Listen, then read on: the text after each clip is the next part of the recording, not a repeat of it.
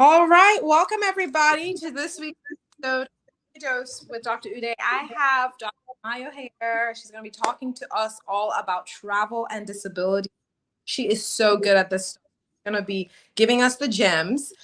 So I'll start with introductions. For those that don't know me, my name is Dr. Uday. I'm a board-certified family medicine physician. I'm based in Martinsburg, West Virginia. In a practice, namely Apple Valley Family Medicine, and we also provide aesthetic services. And my goal is to have my patients feeling good and looking good. So, some information about Dr. Niña Carmela Tamayo. Sorry about that. Board certified physiatrist, CEO of Prime Directives PM&R LLC, and she's the chief officer of Prev.ai. She's deeply interested in improving processes across the spectrum and has utilized her experience and background in the program development to build neurorehabilitation services in both the SNF and IPR settings. So, Dr. Tamai, thank you so much for being here with us. Thank you for having me. Yay.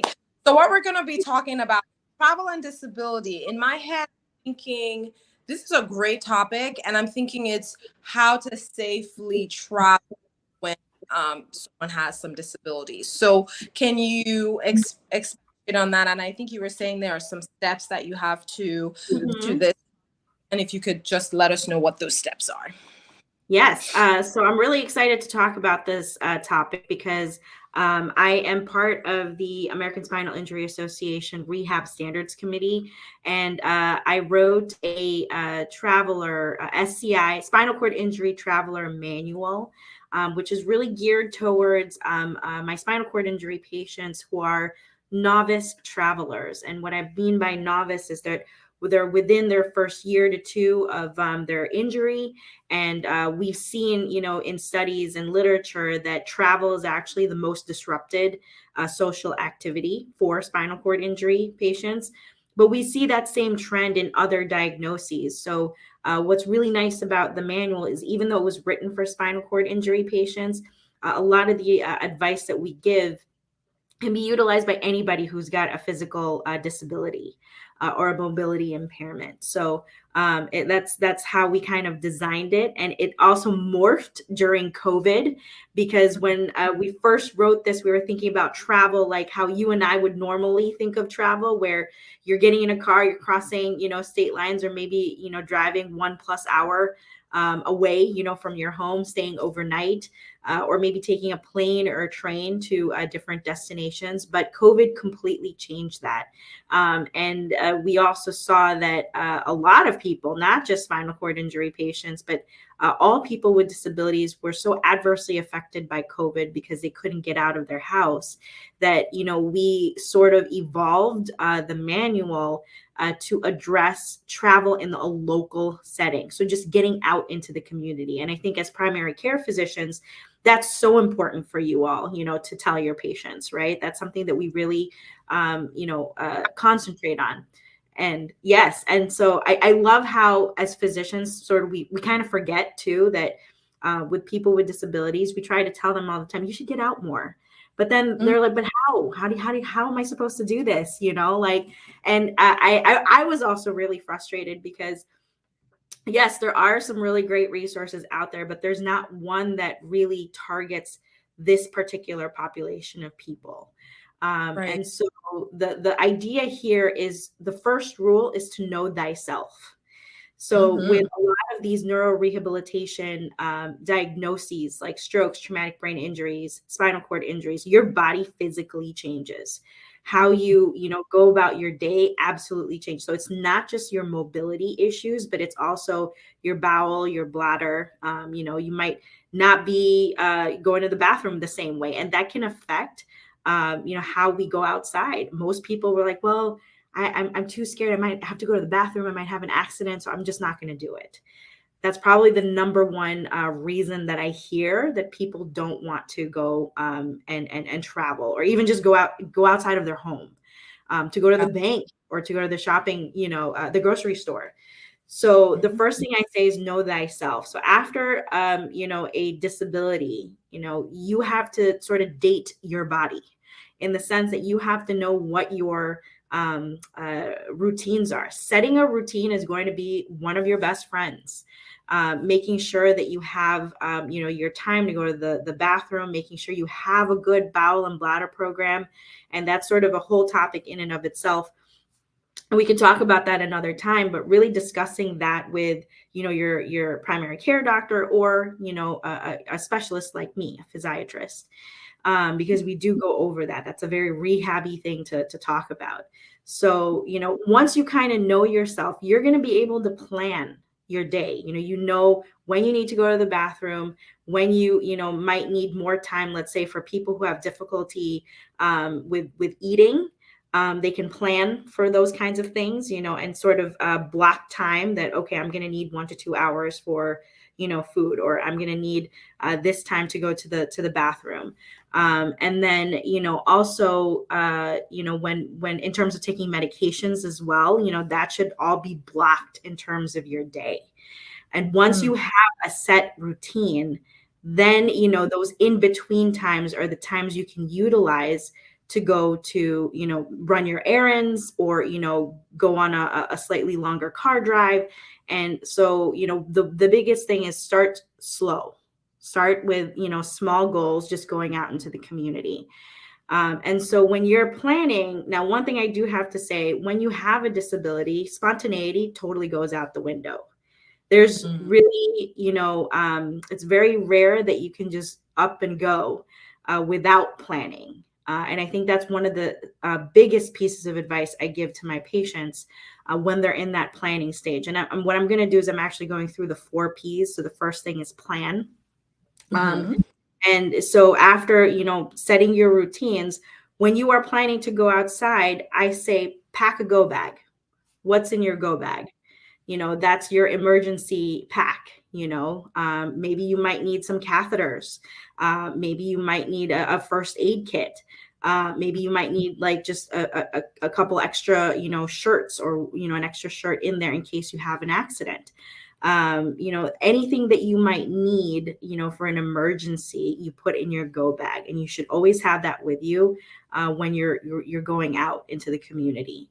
So that's part of your planning stage. Another part of your planning stage is, knowing where you're going. Is it accessible? There's a lot more research that is associated when you're traveling with a disability. And like I said, that spontaneity goes out the window. So it's very difficult for people to, kind of deal with that, because they're like, wait, I have to look this stuff up. Yes, you do. Because if you don't, and you end up being in a place that's not accessible, we need to make sure that it's safe for you, right? But also, if you do end up going to a place that's not accessible, that becomes a point of advocacy. So anywhere my patients go, I always tell them, if there's a place that you can't get into, you are protected by the law. And that's what the ADA does, right? So I turn it into a situation where, they could have prepared everything perfectly, but then they get to a place they can't get in. And so you can talk to a manager. It may not go our way, but it's still a point of advocacy. So I try to turn my patients into agents of change, as I like to say. So, Awesome. All of that, planning. Yeah, go ahead. List the steps, because you usually, just to make sure that they're clear on what the steps are. Was that Sure. knowing thyself? So this is all under first. Yep. Yeah. So if you setting a I'm routine. Yes. Yep. So knowing thyself and setting your routines are the two, most important ones under the planning stage. Packing a go bag. So once, you have an idea of what you need and also an emergency pack, you put that in your go bag. And that also includes, your emergency contacts, your doctors, medications, etc. And then, once you have your go bag, and you're planning for where you go, you research the place that you're going to go. Is that place accessible? Is there accessible parking? How do you get in? Are there, ramps, for example, for the entrances? Are there elevators? And then, once you're there, that's it's sort of making sure that you are safe, right? So having those questions and being able to answer the accessibility question is really important even before you go. All right, so that's all under the planning stage. The second, main step would be prioritizing. So when I say prioritizing, you're going to pick a day of the week when you can prioritize that community outing over any of your other responsibilities. You're not going to try to complete, like, for example, some people may take, that's why I said, know thyself, know thy routine, right? Because some people, might have a bowel program and then they'll take a shower that can take up to 2.5 hours, right? And that really cuts down your time to actually go out. So anything that might require a longer period of time where it's going to cut time from you going out is going to be important to kind of keep in mind. And if you're running multiple errands, you prioritize the most important ones first. So that's your prioritizing stage. So we went through the plan stage. Now we're going through the prioritizing stage. Now we're going through the third would be our pacing stage. You got to make sure, if you have a disability, that you leave enough time between errands, particularly for appointments that are time sensitive, or if you're going to use public transportation.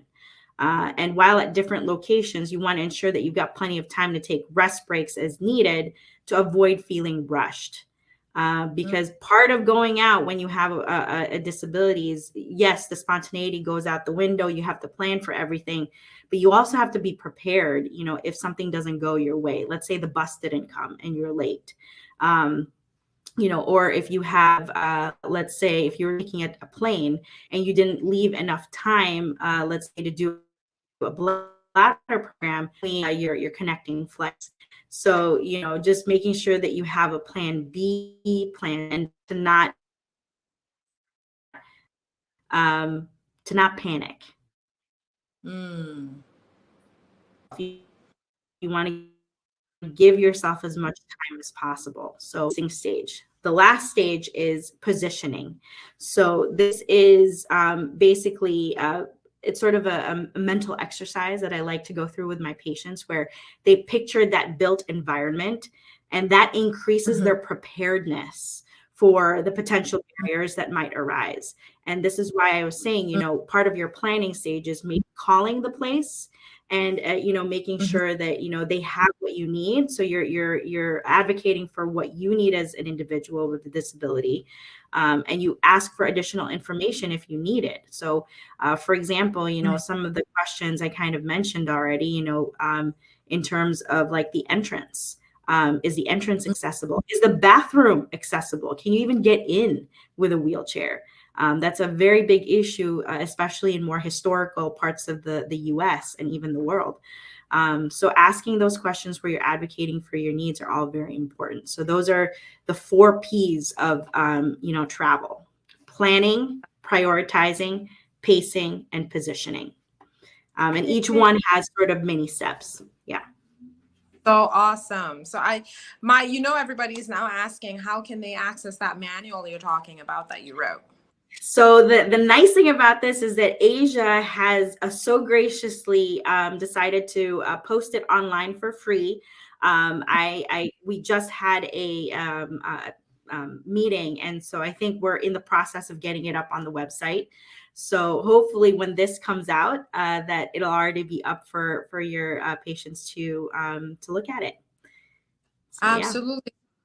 So if you don't mind, once that is up and running, sending me that link. Absolutely. And I most likely definitely will use it for my patients. So that is awesome. So Dr. Tamayo, if people want to connect with you, how can they find you? So they can connect with me on LinkedIn. I'll, at least at the time that this is being recorded, our website is currently under construction. So it should be up very soon. We will be able to, connect with me through www.pdpmr.com. That's Prime Directives PMR. I'm also on the Prev.ai website. So if you are interested in any home safety evaluations, we can do them virtually. And so you can connect with me directly through our website. Awesome. And then if you could include those links And so that way I can post with this as well. Thank you Absolutely. so much. Really, really helpful. So guys, definitely connect with Dr. Tamayo. The information, I'm going to definitely that, and I'm pretty sure that manual we're going to be using it because we definitely need it.